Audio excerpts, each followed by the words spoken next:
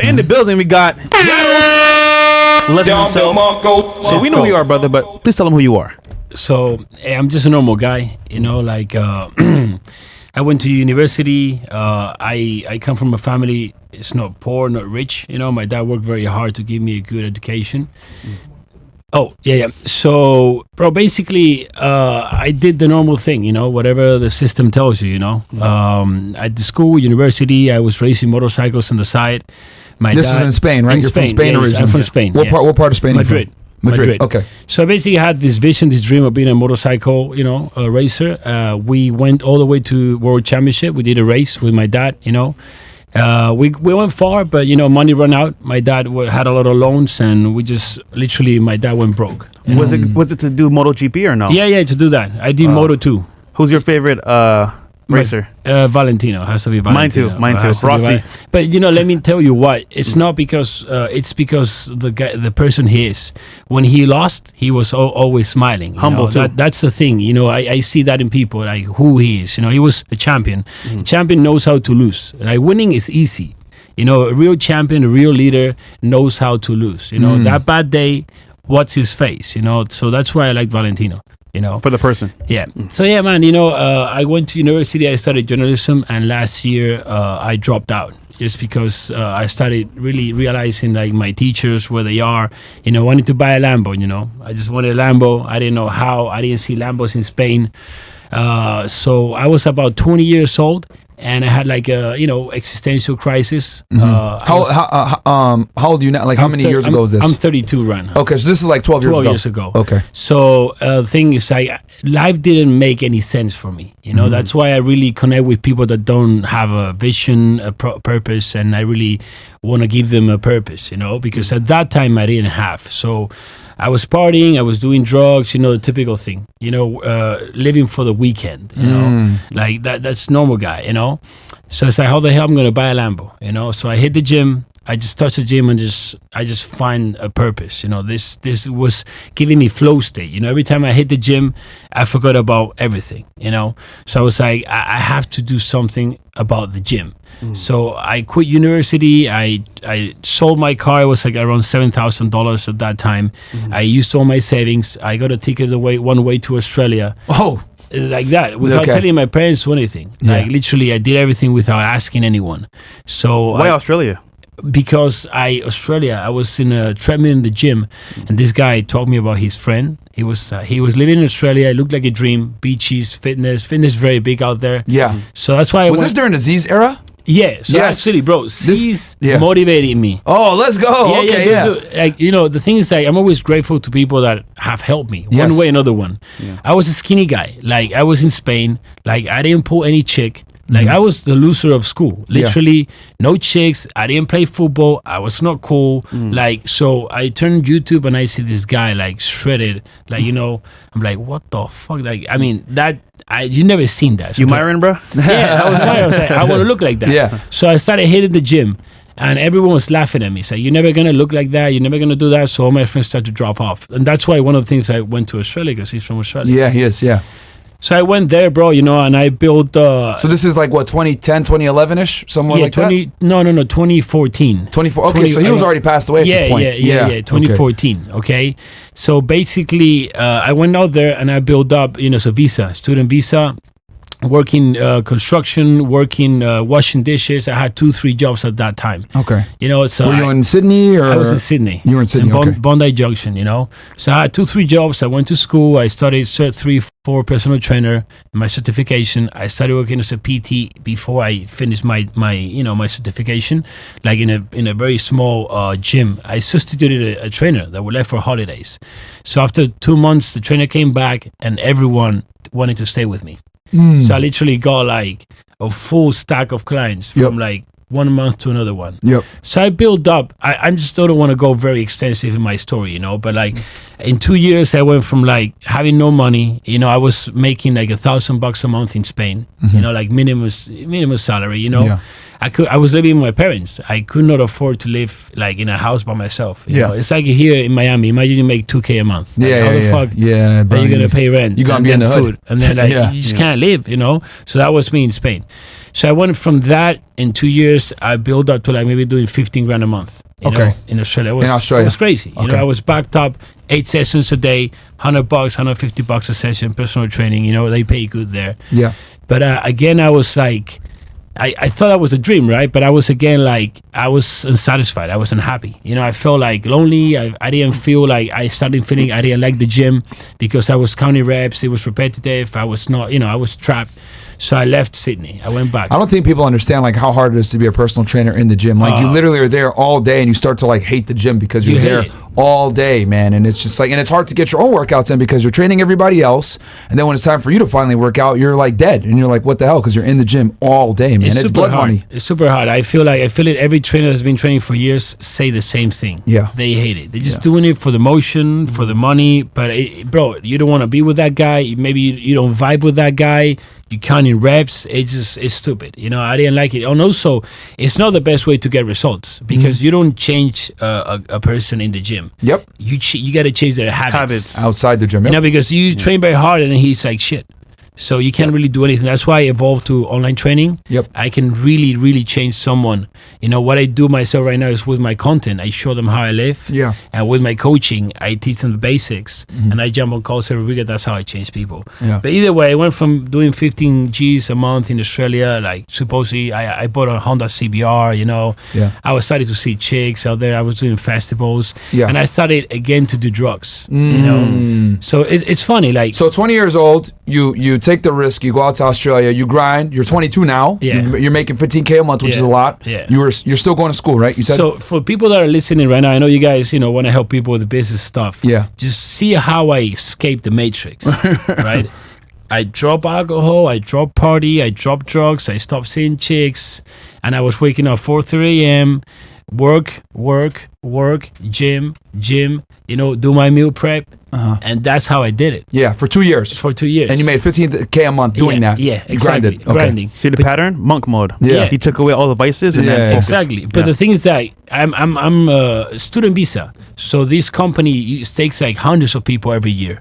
And the guy that takes people, he comes to me and say, bro, like, how do you do it? I'm like, what? It's like, you still here after 2 years and you're making all this money. Like, it's like, I bring out, let's say 100 people, 99 go back with no money. Yeah. I'm like, bro, these people are on the beach drinking. Yep. I'm working. Yep.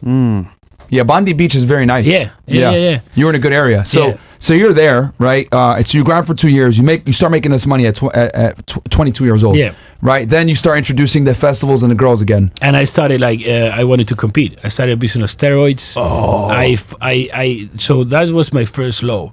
I started to make some money, and first thing I do, I blow it on steroids, I blow it on a coach, I do a competition, and I fucked up my health, my mental health. I don't know how you say in English, vigorexia, like you see yourself small, like fat, body dysmorphia. Yeah. So I fucked everything to the point where like I could not pay rent.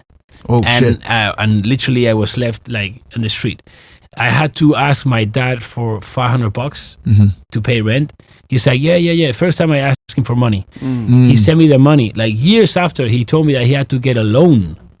Oh, wow. To lend me the $500. Wow. That was the situation of my dad in Spain. Yeah. You know, when I left, he's like, bro, I cannot pay you the ticket back. So you're risking it. Like I'm doing a 30-hour flight by myself with the bag. When you left the first time, when I left the he first told you I won't be able to get you a ticket back home. I risked everything, dude. Okay. Like I risked all in. That's why when I reached to Australia, I just started work. You didn't have a choice. So either way, I fucked everything there. You know, I went to Craigslist or Gumtree, it's like a website. This guy was offering like free stay, like a retired judge. I was like, what? I go there. You know, he asked me for a photo. I was kind of weird. I meet him, you know, everything. And then after like a week or two, the guy, like, he was gay. And he was like, you know, I was like, this is where I bounced. Yeah. But either way, you know, like. He said, you want the job? I give you a job now. Things started like to get weird. I'm like, I'm out, bro. I'm out. Yeah. You know, I'm not. I'm Weinstein. going to pay for this shit, you know? Yeah. But either way, so I started partying again, all this stuff. So at the time, I don't know what I'm doing. How'd you get the money to party the second time around? Well, because I was already making money. Okay, so you get out that situation. Did you get back on your feet again? Yeah, I get my feet again. But the thing is, like, now I can see back. I know perfectly what I was doing. Because I was not happy. Was it the personal training that like got you back? Like, did you get back into the personal training and started grinding again? Yeah. So the thing is, like, when you start making money, like I was just not happy. So I was escaping. You know, people escape constantly. If you're watching this and you're doing drugs, you're partying, you're escaping. The thing don't understand, like they don't even know they're escaping. So either way, I was not happy stuff. I go back Spain, you know, and I hit there after 2 years. Everyone is in the same situation, bro. Same job, same complaints, partying. So I'm like, I gotta leave this shit. Okay, so what? So now you're what? 23, 24 now? Yeah, that's probably like 2016. Okay. 2016. So I'm like probably 24, something like that. Okay. Yeah. So you make the money. Get a high, start doing drugs again, lose it, make the money again. Yeah. You're able to afford a ticket to get back to Spain. You get back to Spain. I had some money saved out there, not much, not like before, nothing. Okay. But I had enough to then get to Spain, and then like I went to the US. Okay. So like I don't want to do it very slow, so people catch the thing, and they know who I am. Yeah, I for went sure. from being take your time, from bro. That's having fine. $50 in my bank account to when you came to the United States. Yeah, well, no, that's in Australia. That was enough. That's like 7 years ago. Okay. 7 years ago, I went from a hostel in the US to a Bugatti. 7 years. Hostel to Bugatti. You know, hostel to $22 million mansion in the Hibiscus Island. Nice. Hostel to private jet. So if people think like this is nothing to listen, like you should like listen. Yeah, you know, because I went from not getting any chick to having the hottest wife, you know, with the hottest friends in a fucking 102-foot yacht, like cruising Mexico with a yacht full of chicks, you know, like so. I mean, you can really create whatever you want to fucking live. Yeah. If you have it in your mind and you desire this, you know, you think it's possible in your mind. You have faith, you know, and you put the word out there and you put the action. It's gonna materialize. Yeah. You know when. If you worried about when, that's because you're just doing it for the money. You know, the key thing, everything I did was with love. You know, so when you do with love and faith, you go anywhere. So yeah, so when I hit the US, I was living in a hostel. I probably had around $5,000 saved. Okay. You know, but I mean, it's expensive. Where'd you go? Where'd you land when you came here? LA. Miami? LA. Los Angeles. Okay. LA. And then was it LA where you planned to stay, or did you? I mean, you know, Arnold Schwarzenegger, Venice Beach. Okay. That was my dream. Okay. You know, so I hit California, like, you know, Venice Beach, Gold's in Venice. Of course, the legendary. Yeah. You know, we've all seen Pumping Iron. I got those golden years still of Gold's Venice, where it still felt like, you know, Arnold. Now they fucked it up with the commercial stuff. Of course. But it still felt like those days, and it was crazy. It was a dream. I hit a hostel and I met my wife there. I was seeing 2 chicks. Okay. And I met my wife. When I met my wife, I was living in a hostel. Really? Yeah, I was literally Did living. she know? No, hell no. we need to tell a chick you like I live in a hostel. Yeah, she's like, what nigga, the what? fuck? I'm gone. Like, I'm out, man. Like, this guy is broke. You know, like that's the thing. Like, people don't understand. Like, you know, like I was broke. You know, so I didn't tell her. So we had a first date. I really liked her. I'm like, she's my wife. I knew like first moment she was my wife. So I get my shit together. I found a job. I rented a bedroom in Crenshaw. You know, like Crenshaw. Yeah, I didn't know anything. For those that aren't aware, that's one of the worst places in Los Angeles. I didn't know anything, bro. So like the thing, I made a friend in the beach. You know, I used to follow him on Instagram. He's like, bro, I was so excited, bro, I got a place. It's like, where? It's like Crenshaw. It's like, bro, like they're gonna kill you there. I'm like, nah, bro. That's I'm like, you know, me. I just hey, what's up? Like say what's up to everyone. It's like. Everything was cool, bro. You were probably the only Hispanic person there, right? Yeah. And you're not even Mexican. You're Spanish. Everything was cool. Like second night, I pulled to the house, and there's like a dead body there, bro. And I'm like, well, okay. Like, I park my scooter. I just going up, sleep. I'm like, that's okay. Damn. Yeah, bro. Like literally, that's where it started. So you were okay. So you're in LA. You're working at a tent shop.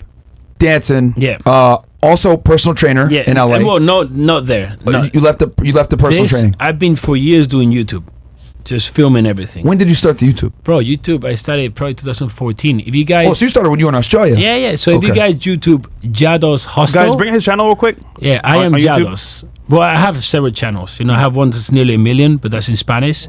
My English one is I am Llados. So if you put Llados Hostel, You can see it's uploaded 7 years ago, and I'm in a hostel. You can see it. Yeah. So I have it documented. Okay. It's not like, oh yeah, I make all this money, blah blah. I got documented everything. Yeah. Like you can see everything in YouTube, you know. So I was doing YouTube for a long time, and it started to pick up. My first online clients. So it started to pick up when you were in LA. Yeah. Finally started. So you're recording from 2014 in Australia. 4 years, bro. It took me 6 years of doing YouTube and Instagram to make $300 a month. Wow. 6 years. I never quit. Okay. To be honest, most Never people quit. give up. Yeah, hell yeah. In So the so first how year. often were you uploading? Bro, I uploaded for 2 years every day. Oh wow. Okay. So you were uploading almost every day. Almost every day. So yeah, so almost every day. Almost So every and I day. think it's important for the audience to know. So when you got to Australia, you were on YouTube. When you Yeah. went back to Spain, I was you were on YouTube. Yeah. Then when you went Before to going to California, Australia, I opened the YouTube. okay. And then you went to LA and you were still on YouTube and you didn't start making money on YouTube until you got to California. 6 years. 6 years later. 6 years later. Wow. So Okay. like, check. So 6 years to make $300. Probably like a year after, I was making like $40K a month. Okay. A year after, like I was already a millionaire. Okay. I bought a Lambo, and then now I'm doing like 8 figures a year. Gotcha. But so it's- going it's- back to the story. it's Sorry, like we stopped you. We stopped you. this- So you're doing you're dancing and you're doing the tent shop. Yeah. And then what? So I'm dancing, doing a tin shop. I didn't really want to do go at night because, you know, I would go bed late, all this fucked up. So I didn't like the nightlife, you know? Yeah. And then my coaching started to pick up. Okay. You know, so doing $2,000 a month, $3,000 a month. And I'm like, you know, I can barely make it in LA. Maybe I'll just like, you know. So I dropped the tin shop. I kept the go-go a little bit and I focused on that. Okay. So at that time I went to my friend, show me this first time I see this word mentor. I'm like, bro, what's a mentor? It's like, oh shit, a mentor is like a guy that makes money, that teaches you. I'm like, what the fuck? I've never heard that. I'm from Spain. You know, even nowadays, it's not very common. You know, people think you're a mentor, you're a coach, you're a scammer. Instantly, you know, Yeah. they're like that, bro. So I started like investing a little bit of money in people, like people that do marketing online. So I tweak a few things. I invest nearly all my money again. I risk it again. I got like 5K saved up, 6K. I put everything in mentors. There's a pattern here. He's Yeah. risking it to Yeah. make it further in life. But I've risked it so many times. But people think, oh, like I also risk it. I mean, bro, you live in your parents' house. Your mommy cooks your fucking dinner. You know, you're risking your $500 that you have in your bank account. And if everything goes wrong, where daddy's there to say, it's all good, you know, Yeah. then you got your food. No, I risk everything. Yeah. I got to pay rent. I got a girlfriend. You know, I live like in the US. My parents are in Spain, broke. Yep. You know, so if I risk and it doesn't work, I'm on the street. Yeah. Yeah. Basically, you know, Yeah. I've been 2 times on the street. In LA, one time also, I was left on the street because this room I had, they kicked me out.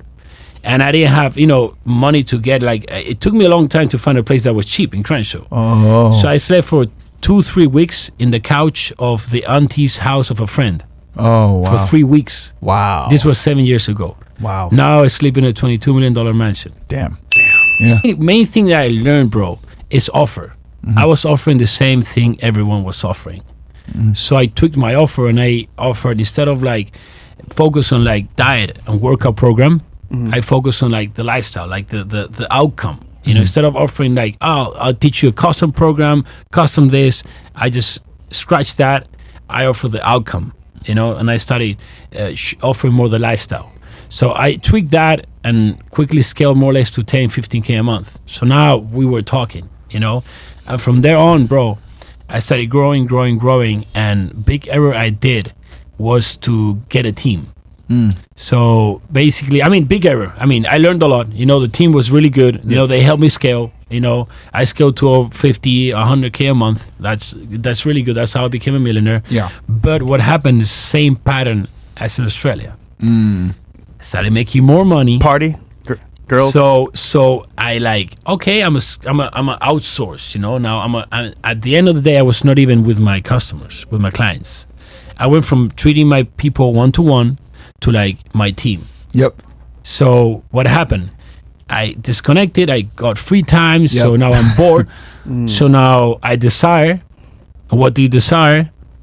Party, drugs, strippers, strip clubs. I never done anything on the back of my wife. Like me and my wife were like bros.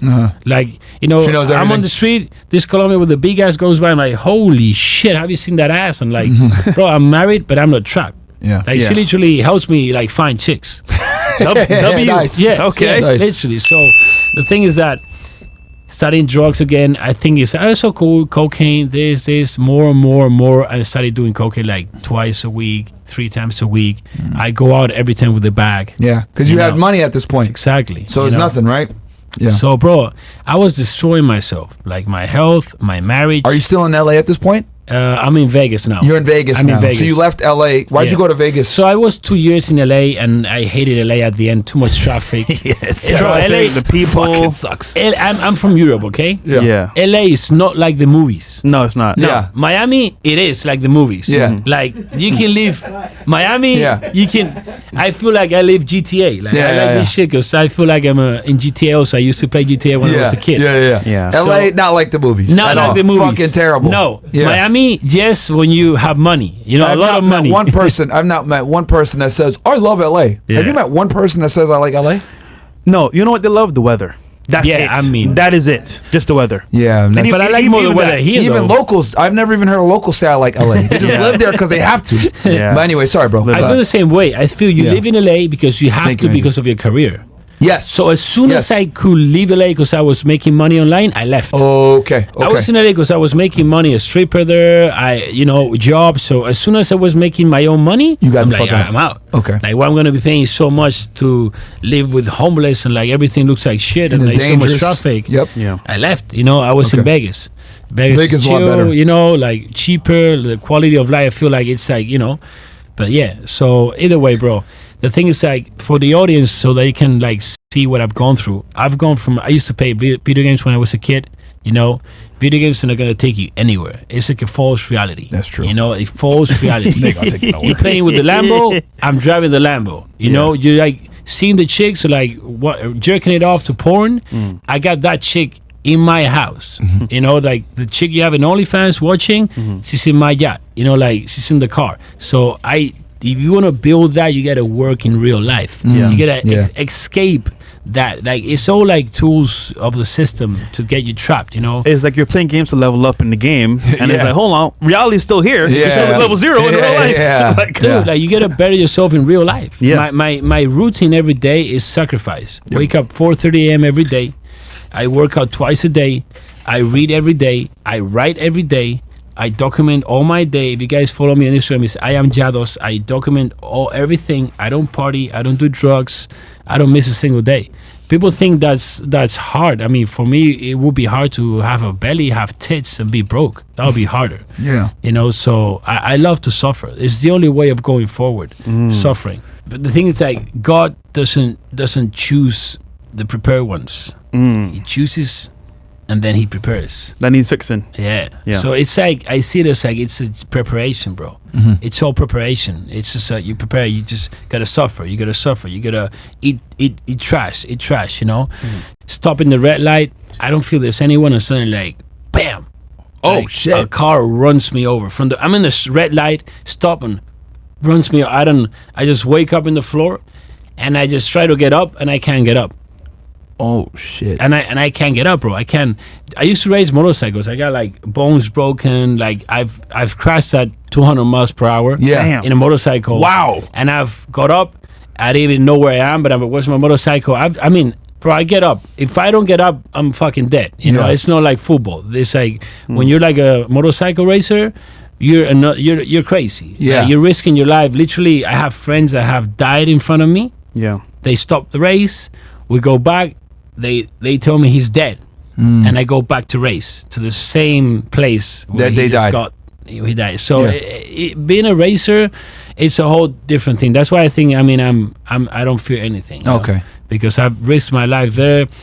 So either way, like where I was, I got lost. You're saying, okay, so you're at the light and you get hit in the back. I get hit in the back. It was wake fast. up and you I can't wake get up. and I can't get up. What do I you don't- see when you I- wake up? Bro, Do you see it's like the sky? No, it's normal, but I can't move. I cannot move my back. I don't feel my back. Okay. I try to get up, I can't.